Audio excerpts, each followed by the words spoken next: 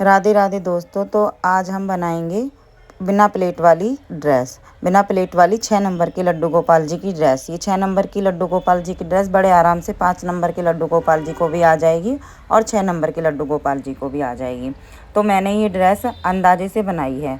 अब इस अंदाजे को ले सकते हैं आप। अपने लड्डू गोपाल जी की ड्रेस तो लाते ही हैं, तो आपको पता ही है कि आपके लड्डू गोपाल जी की क्या साइज़ होता है, और गोलाई भी सबको पता होता है, क्योंकि हम लेडीज़ें अंदाजे से ही लड्डू गोपाल जी की ड्रेस खरीद के ले आती हैं। तो ये देखिए, मैंने छन्नी ही रखी है। इसी साइज़ के मेरे लड्डू गोपाल जी की लेंथ है, क्योंकि गोलाई की। तो ये 12 इंच की प्लेट है, और मैंने कपड़ा काट लिया है ड्रेस का, और मैंने ये पेस्टिंग काट ली है। पेस्टिंग को अब मैं चिपका कर दिखाऊंगी आप लोगों को। और ये जो फालतू एक्स्ट्रा चिपकाने के बाद में जो पेस्टिंग है, इसे काट देंगे। और फिर इसी के बराबर का थोड़ा थोड़ा फालतू अस्तर ले लेंगे, अस्तर काट लेंगे गोलाई में ही।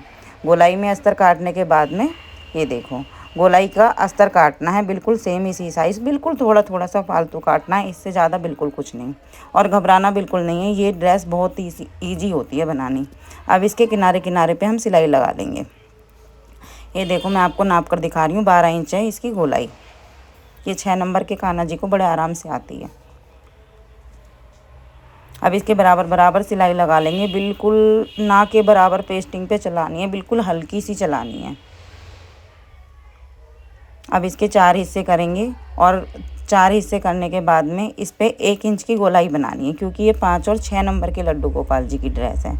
अगर हमें छोटे साइज़ की बनानी है तो आधा इंच पे करनी है।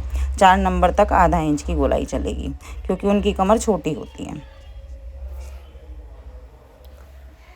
अब देखिए, इसकी गोलाई आ गई। अब आपको पता चल गया कि आपके लड्डू गोपाल जी की ये आ जाएगी ड्रेस, तो ठीक है, नहीं तो आप थोड़ी सी गोलाई और बढ़ा सकते हैं। अब इसे हम ऐसे काट लेंगे आधे हिस्से में से। अब इसे पलट लेंगे वापस से। हल्के हल्के से कट लगाना चाहो तो ठीक है, नहीं लगाना चाहो तो भी कोई बात नहीं, ये पलट जाती है आसानी से। ये देखने में डिफ़िकल्ट लगती है, पर होती बड़ी ईजी है बनाने में। ये देखिए, पलट गई बड़ी आसानी से।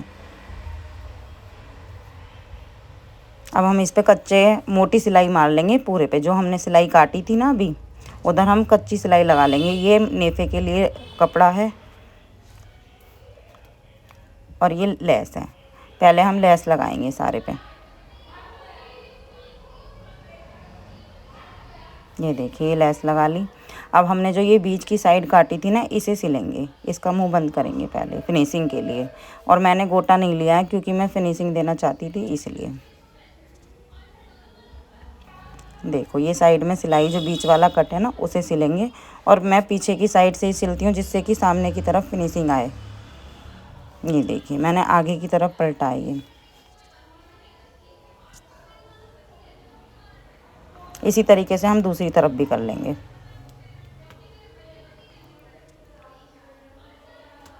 अब हम ये नेफा मोड़ रहे हैं, इसमें हम नाड़ा लगाएंगे बीच में, इस तरीके से। नाड़ा लगाने, नाड़े पे सिलाई ना चले, मशीन ना चले, इस बात का ध्यान रखना। क्योंकि अगर नाड़े पे सिलाई लग गई, ये जो डोरी है, अगर इस पे मशीन की सुई चल गई, धागा चल गया एक भी बार, तो ये हिलेगी नहीं, ये एक ही जगह फंसी रह जाएगी। तो इसे लगाने का कोई भी फ़ायदा नहीं होने का है। अब हम बना रहे हैं कोटी। कोटी के लिए मैंने 2.5 इंच की चौड़ाई और 12 इंच की लंबाई का कपड़ा लिया था। इसे मैं दोनों तरफ से फ़ोल्ड कर लूँगी, और फोल्ड करने के बाद में इसमें लेस लगाऊँगी।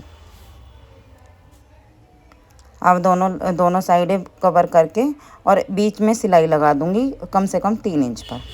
ये देखिए, अब मैं बीचों बीच इसे, ड्रेस के बीचों बीच भाग से जहाँ हमने कट लगाया उसके सामने ही इसे अटैच कर दूंगी। और अब देखना मेरे कान्हा जी का लुक, क्या लुक आया है इस ड्रेस को पहनने के बाद में। बहुत ही अच्छा लुक आया निकल के। बहुत ही कम कपड़े में बहुत ही आसानी से ड्रेस बना सकते हैं। देखने में डिफ़िकल्ट लगती है, लेकिन ये अपने आप ही गोल गोल घूमने लगती है। ये देखिए, ये लुक आया है। कान्हा जी कितने अच्छे लग रहे हैं, और ना पीछे आसन है ना चौकी है। ड्रेस इतनी अट्रैक्टिव लग रही है कि बस पूछो मत ना। राधे राधे।